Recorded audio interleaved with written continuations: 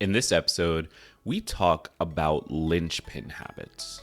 Get excited because this is Tiny Leaps, Big Changes.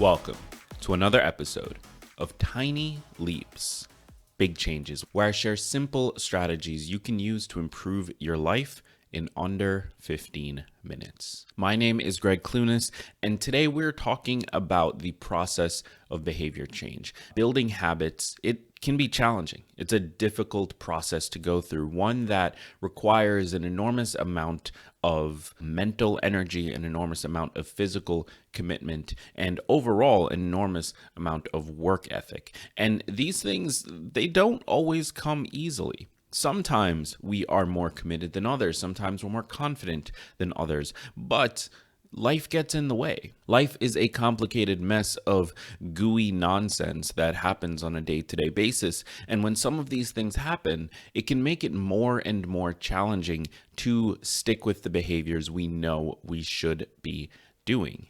And once we start feeling frustrated with ourselves, once we start getting upset about that, about sticking with those behaviors, it can be even more challenging to get back into it because it feels like we've now failed. It feels like we have a history of failing and we're always starting over. So why would this time be any different? I completely get this feeling, and it's one that I struggle with myself, but there is a solution, or at least something that can help make it a little bit easier. What if I told you there was one habit you could build, one single thing for your life that would make everything else fall into place easier?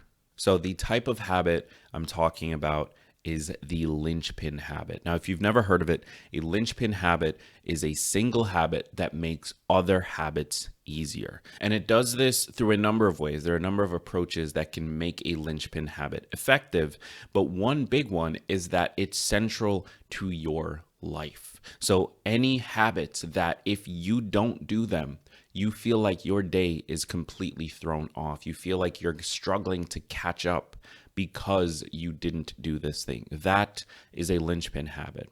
And one other really interesting quality about them is that they often require other habits to be in place in order to follow through with them. So for example, you might have a linchpin habit that you perform in the morning, but it requires some prep work from the night before, like getting to bed earlier or journaling the night before or showering at a particular time. In order to complete that linchpin habit, this thing that is critical to the proper functioning of your life, you then have to be successful at these other habits that are required to make them happen. So that is a linchpin habit. And this is an incredibly powerful tool to include in your personal development journey. And in fact, I would say that if you haven't already built a linchpin habit, like purposefully built one, then this is probably the place you should start. Forget the larger goal, forget the specific thing you want to accomplish. Adding these linchpin habits, they can sometimes be the largest domino piece required to knock everything else down. So let's talk about some examples of what a linchpin habit looks like. And I'm just going to speak from my own life here. So Rachel, she's really good at this. And I don't know if she necessarily refers to it as a linchpin habit, but she has two that comes to mind. And for those of you who aren't familiar, Rachel is my fiance. So the two that come to mind for her are yoga. So she does yoga pretty much every morning, either that or she goes for a run. So some type of physical activity. And then the second is that she eats the same thing for breakfast every single day. And it's typically overnight oats. Now, I've lived with her for many years, and I've been there on those days when she's not able to do yoga for whatever reason, or she's not able to have overnight oats for breakfast for whatever reason. And I can tell you that the way that she lives her life, the rest of her day depends on these anchor habits, these linchpin habits that allow her to feel her best and tackle everything that she's going to face for the rest of the day. And as an additional bonus, in order to get these things done, she has to prioritize them the night before. So if she's going to go for a run first thing in the morning, if she's going to do yoga first thing in the morning, that means she needs to get to bed early enough to be able to have the energy and time for that. And in relationship to her other linchpin habit, eating overnight oats for breakfast, if she doesn't prep it the night before, there's no overnight part of the oats. And so she has to make sure she's prepping it at a particular time so that it's able to sit for long enough to be available and in the quality she wants it at by the time she's ready to eat it the next morning. So these are two massively effective habits that she's built for herself that set the tone for the rest of the day. And in order to do them, she has to do other major habits that are ultimately healthy, like getting to bed early, cutting off the TV at a certain time, and so on and so forth. Now, in my own experience, my linchpin habits, I'm a little bit worse at this, if I'm being perfectly honest. She's much better at this than I am, but I do have two that come to mind. The first is that I make the bed every morning. As soon as I get up, typically I'm waking up after her. As soon as I wake up, the first thing I do is make the bed. Now, I've experienced it where I'm not in a position to make the bed, or where I brush my teeth first and I come back and she's made the bed. And it really does throw me off for the rest of the day. It feels like this massive part of my morning has not been done.